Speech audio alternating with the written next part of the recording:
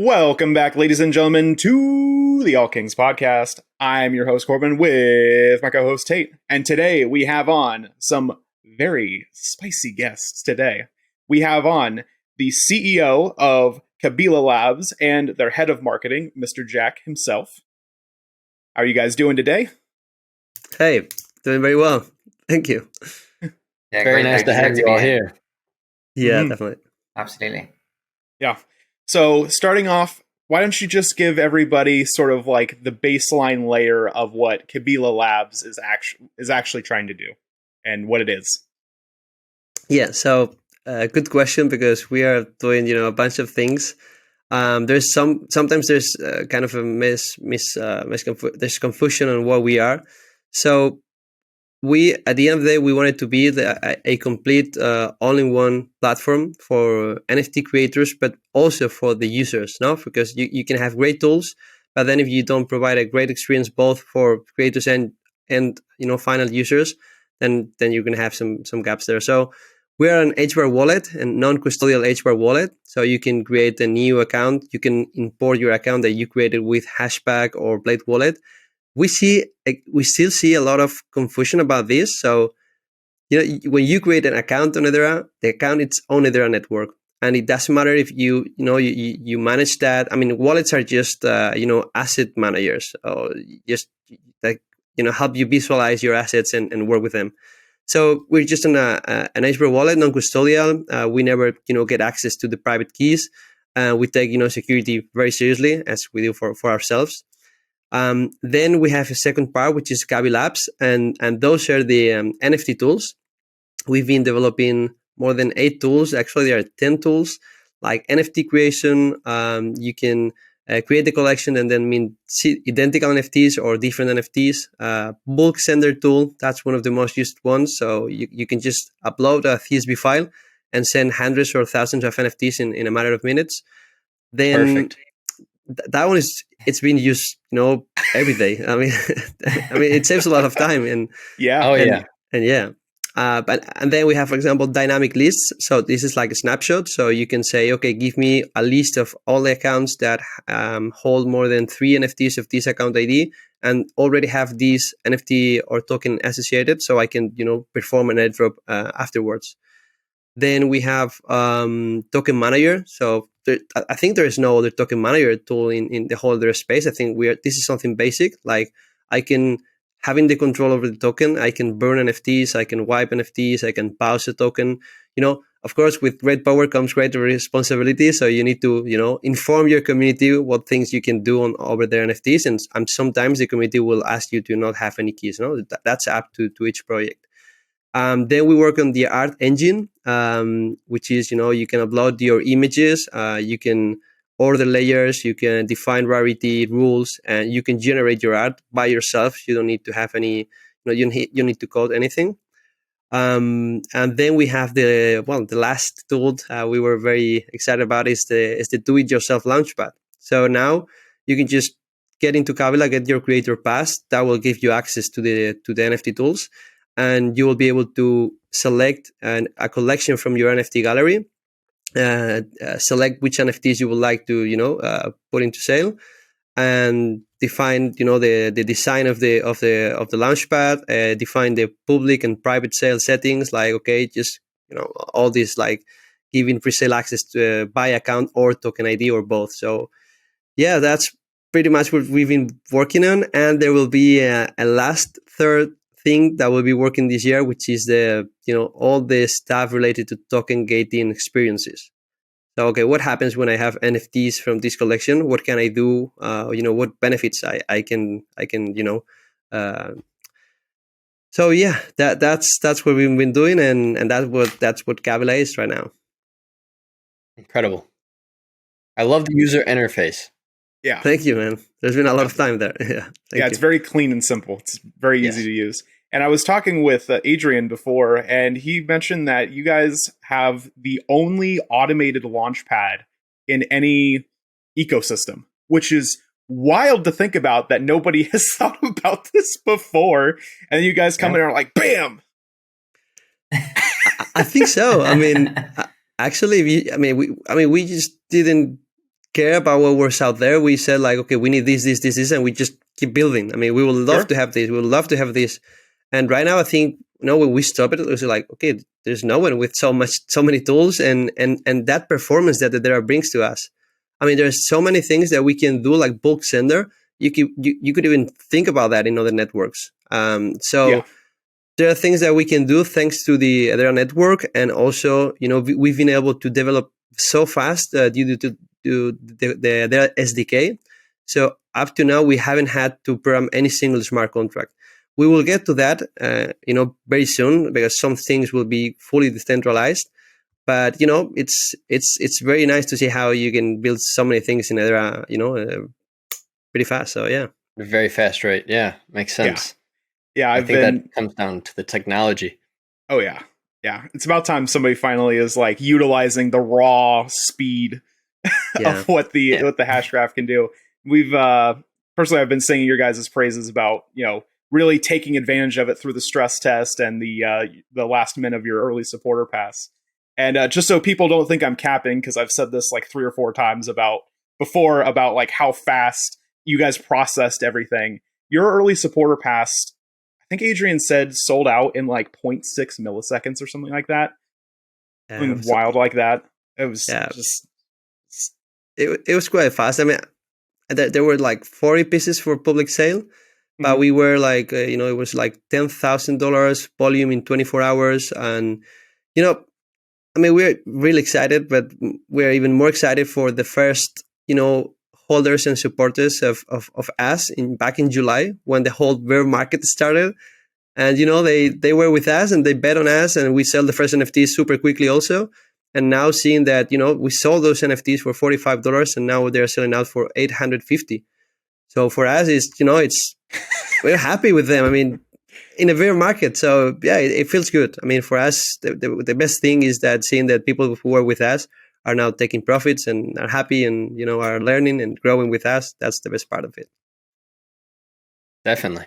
Mm-hmm. That's all you need to see, is just a constant upward scale. I mean, just continuing to onboard more and more people to the Launchpad, and just being able to utilize not only on an investor side, but as a builder side as well, to be able to utilize all these great tools that you have. Because I mean, sending 8 NFTs at a time on Hashpack through secure trade isn't bad, but being able to send 50 plus, 100 plus, up to potentially 1,000 NFTs at one time, distributed upon thousands of unique holders, is by far something that people need to be able to utilize, especially whenever the Hashgraph technology can send things at millisecond speeds. It's insane to see, and I'm just happy to see somebody out there capitalizing on it.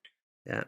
I have one question though, and this is based around more or less security, that we've kind of gotten this question from some of our community, and we know that you guys are allowing people to pair their Hashpack wallet up into the Kabila, logging in the interface, correct? You do ask for their seed phrase. Yeah, good question. Can I ask why? Definitely. I mean, this is a good question that we've also tried to clarify. So, I mean, one of the things that we were thinking from the very beginning was how will be the process to get a wallet, buy some tokens, get into a marketplace, do some stuff, from a web to user. So right now it's crazy. You gotta go to an exchange, then, or maybe you can go to Hashpack, create the account, then you have to go to another dApp for voting, a different dApp for buying an NFT or selling it. So we were thinking like, we want to make these things, really easy to use for regular people. We wanted to make things, an all-in-one solution. So we're a wallet. It's like, for example, Hashpack, it's also a non-custodial wallet, and they have the secure trade tool. The only thing is that we have more tools than the secure trade tool. We already have the safe trade tool, but we have a bunch of other tools. So the thing is that right now we only provide our wallet, functionality, but we are speaking with Hashpack, we're speaking with Blade Wallet, we're speaking with their team, there's a work going on having like a universal dApp connector for their ecosystem. So right now what we are doing is we're waiting until that's ready. And when that's ready, we will be more than happy. I mean, we are interested on having people from, that are using Hashpack, that are used to use Hashpack or Play Wallet. I mean, decentralized economy, it would only work if we all, collaborate. I mean, we need to get to agreement. So right now, this is what we got. And there's another reason, which is that, for example, if you want to mint, 100 NFTs in a row, right now, I think Hashpack is working on that, and I think they'll figure out soon. You need to be signing transactions every, 10 NFTs minted. Or if you wanted to use the bulk sender tool, you need to be signing every time you reach to 10 NFTs sent. So you won't be able to use what we are doing right now. So that was one of the main reasons, and that's something that will be figured out. But for now, that was one of the other reasons. Yeah. Gotcha. Yeah, the only reason why I ask is just about like ensuring security and safety within somebody connecting their Hashpack wallet while utilizing, like, because there are platforms out there, kind of like marketplaces, that just allow you to connect it, right? Regardless of like needing the seed phrase, like a DApp, And so that's why it kind of just raised a red flag in my eyes. Just whenever I was like, well, you want my seed phrase as well? That's kind of like the whole entire security behind my wallet. And it's as long as you're able to ensure security and trust within the user interface, and there's no possible way of any sort of compromise, then there should be no problem with it.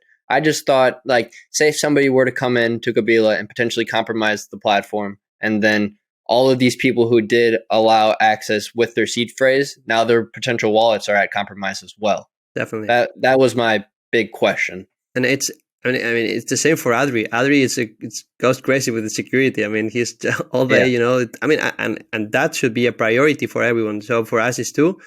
And we've had our code reviewed. Next week we will have a big announcement. You will see. I can't mention it yet, but yeah, we're taking these things, very seriously. So that's good. For now, we know that, for some users that are used to other wallets, I mean, maybe it's not the best option, but what we can do is we can guarantee the best minting experience, the best Launchpad experience, the best, creation experience. So yeah, I think it's a matter of trust. And, with time, I think, people will be, getting more and more trust on the platform. For sure. So. Yeah. Couldn't have said it better. Yeah, absolutely. And I think as time goes on, you guys get like security verifications from like independent companies and stuff. Yeah. I think that will also sort of lend into that system as well. Working on that too. Yeah. But the thing with that is that, of course, as you know, that those are expensive stuff, and we know that we need to invest in that. But the thing is that we were developing so fast that, every month was like, well, wait, because if you are, going to audit in a platform that is, developing 2 or 3 tools every month, it was like, okay, let's just finish some stuff and then we will just stop. And now we're on that process. We will be working on auditing, a few of the tools and the wallet and all that stuff. Yeah, auditing and optimizing and all that good stuff. Exactly. Yeah. Just to add to that topic, if I can just jump in. Regarding the wallet, because I can totally understand the fear and where people would be coming from in that moment of, okay, I want to do the stress test. Oh, but I've got to enter my seed phrase. Yeah. But really, it's just like entering a Hashpack wallet into another wallet. Like, as in, you're entering your seed phrase to integrate the wallet. It's not really a pairing. You were explaining this to me the other day, Manu, right? You import the seed phrase, but the seed phrase and the keys, they're not given to Kabila. They stay on the mainnet. You're just importing the wallet, if that makes sense. Yeah, it's like using a regular wallet. You just import your keys and just manage your stuff. But you have more than one tool. You have more tools to work on. It's not the regular case, and we know that. Just a bit unusual, isn't it? But for example, if you think about this on the app side, let's say that in the future, for example, you will be signing when you use like an iOS application, you will be signing a lot of transactions every day, maybe 100, transactions. So are we going to have to go to a different app every time, like in a bank app? So every time that you do that transfer, you have to go to a different app and confirm. We don't know. I mean, maybe it's better to have, of course, you should trust that app, but have the wallet with, the tools that it provides. So everything gets inside the same place and you don't have to be, going out and confirming anything. So we don't know. I mean, we're just working on having the best experience for the user, and at the same time, trying to be very, very careful on the security side. But this is an industry that it's being built right now, these days. So exactly, we have no solutions. We're just trying to make what we will have, and yeah, very cool. It seems as if you're taking the right steps. So I mean, I'll say keep up the great work. Yeah, absolutely. I mean, creators are very happy. I mean, we have a folder with testimonials, and it's really good. I mean, it's like, you guys have been an amazing platform. We love these tools. Even my mom can mint with these. I mean, things like that. Very crazy, but we're happy with that, and that's the main goal of the whole thing that we're doing. Make things easier for creators. Yeah, seamless. Yeah, and that's gonna add adoption to HBAR as a whole. You have a fully automated Launchpad where you can just go, a couple clicks and bada bing, bada boom, you have a whole NFT collection now. That's it. Exactly. Basically, it's that easy. Yeah. You guys had a very interesting week, to say the least, with the early supporter pass mint, and then also too with the stress test. Yeah. So, do you mind telling us a little bit about how the stress test went? Because everything from like an end user perspective was smooth, because I participated in it, and I know that Lemonade was saying that there could potentially be some issue with the mirror nodes and all that stuff. Was there anything that you guys like learned from that you could potentially grow from, or was everything just peachy? I think it was really good. We were very scared, to be honest, because I mean, we've been working a lot, and the team had a lot of pressure. It's been a lot of days, a lot of time. So, we didn't. I mean, we did a lot of testing before that test. Rafa and Adri and Fran and Alex, and they were trying to to think on every detail on anything. So at the end of the day, there are so many pieces on things like that. Our Launchpad right now, it has a complex infrastructure. We made make it a bit simpler, but we wanted to make sure that we wouldn't have problems with big mints. So I think it worked pretty well. I mean, Adri, I have to say that Adri was like, no, we want to have like thousands and thousands of people. So I think we oversized the capacity of the Launchpad, but at the end of the day, it worked. So we're good to go. So that's how we feel about it. Yeah. What do you think, Jack? I mean, Jack was also the first meet with us with the Launchpad. Yeah, I think having the early the early, like the first stress test with the holders, the slightly smaller one, because there was I believe there was a couple of hiccups there that were fixed like pretty much on the spot or the following day. But having that prior to the super stress test, I think was the key, because then as we all experienced the super stress test, I mean, the team was literally on a call during the stress test, and we were all minting. So we're like, who's going to be the fastest? Who can mint the most? So there was that happening at the same time. So I feel like not only it was a celebration, it really was a celebration of 8 months, 9 months work, and it was really a make or break moment. And it was just an honor to be there with the rest of these guys that have been building for nearly a year. That was a big build up, big moment. Out of curiosity, who was the winner amongst your team? I was able to get 6. Same, I got 6 myself. I think so. I think Adri, I don't know how Adri does it. Yeah, Adri works with 6 screens. Come on, I mean, he should have He's a minted beast. 30. That's amazing. That's what you need, right? For a stress test like that, you need lots of Adris to be clicking. Yes. Yeah, you need hands, like both your hands on mice. You have 2 cursors going. Exactly. So, do you mind giving us sort of speaking of, all these NFTs, do you mind giving us sort of like a rundown of your current NFT sort of catalog? Because I know you have the creator pass, you have the early supporter passes, you have quite a few other ones. Do you mind just giving us like a quick little like run through of like their utility and what they do and all that good stuff? Yeah, so the first, like the Gen O collection, the Kabila early supporters, was a total supply of 300 pieces. So we had like 200 minted, and the last 100 was this last week, and then it's over. So this collection, it will be the most rare collection and the one with the most utility. Of course, it's a way to reward the ones who were there from the beginning. Then we had 2 whitelists for batch 1 and batch 2 of this collection. So what we did is, we would like to provide this whitelist utility. So whitelists are 1 point worth each one, and then KES NFTs are 2 points worth. So then what we did is, if you got up to 8 points, you can be Supreme KES. So it gives you a special NFT. There is a max supply, and then if you get up to 16 points, you get Legendary KES, which is all out there. I mean, no more. They are all minted and all in the wallets of the holders. Because at the end of the day, there is different, grades of involvement with the community. There's people that want to spend more, and there's people that can afford maybe just 1 KES or 1 whitelist. So we wanted, to have a broad, collection of NFTs. But that being said, this was a very simple collection. It was the same art. It was mainly based on utility. So, for example, the KES NFTs give you access to the Kabila platform for life. So you will never have to buy the creator pass. So you will always have the NFT tools panel, and then you'll have some discounts on the tools fees. So we charge like micro fees, like from 4 cents to 5 cents, things like that.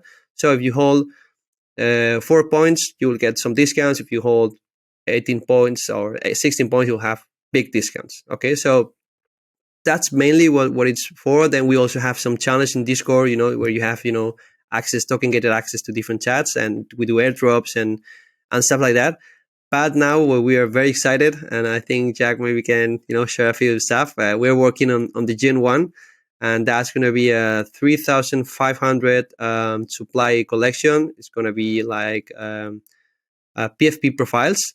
We're working now on the art. Nothing has been decided. We have a very clear idea of what we want, but we're still working on the strategy, the art, the utility. So yeah, we should be sharing some stuff this month. Nice. Very cool. Love to hear it. The more you know. Exactly. So I know, trying to figure out how to word this. So I know you guys are very limited in what you can share about this, but do you guys have any partnerships in the works? Yeah. Yeah. I mean, slip that in there. The good thing is that very soon we will have public the first partnership, and I think this is for us the one that makes. It's been a lot of work, a lot of documentation, a lot of meetings, and for us it's not easy. Being from Spain, I think we're the first project in Spain, that is getting this kind of partnership, and we're super proud of that. We've been having a lot of support in very different areas, and I mean, we're very happy with that. I can share a lot of stuff, but we have another partnership, very interesting, that I think most people in the community don't know about yet. And then what we are doing, we signed, for example, I can speak about this one. We signed a collaboration agreement with Telefónica. Telefónica is, I would say, the biggest IT company in Latam and Spain. And can't say much more, but we're working with, big companies here in Spain trying to provide NFT tools, NFT infrastructure for different areas that they are working on. So definitely there's a lot of stuff going on. But, we have to be patient, and things will be coming up in the next months, I hope. Common space that you're going to have with your holders. It's your space.